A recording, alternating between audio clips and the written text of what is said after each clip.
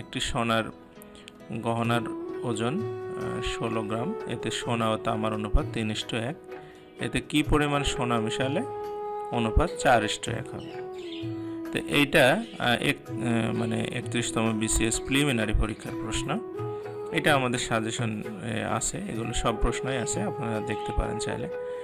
তো এখানে দেখেন মোট হচ্ছে আমাদের মানে সোনার গহনার ওজন হচ্ছে 16 গ্রাম, যেটা 3:1 অনুপাতে ভাগ হবে। তাহলে অনুপাত দুইটা যদি আমরা যোগ করি তাহলে হবে হচ্ছে 3 আর 1 আমরা 4, অর্থাৎ 4 ভাগের 3 ভাগ আছে সোনা আর বাদ বাকিটা আছে তামা। তাহলে 16-র 4 ভাগের 3 ভাগ করলে হবে 12 গ্রাম, এটা হচ্ছে সোনা। আর 16 থেকে 12 গ্রাম যদি আমি বাদ দিই তাহলে আপনার থাকবে হচ্ছে 4 গ্রাম, এটা হবে হচ্ছে তামা। এখন বলছে কি পরিমাণ সোনা মেশাতে হবে। তো আমি ধরে নিই যে x গ্রাম সোনা মেশাবো। তাহলে আমাদের আগে থেকে আছে হচ্ছে আপনার 12, তাহলে 12-র সাথে আমরা x যোগ করব, আর এটা 4 গ্রামই থাকবে, তখন 4:1 হবে।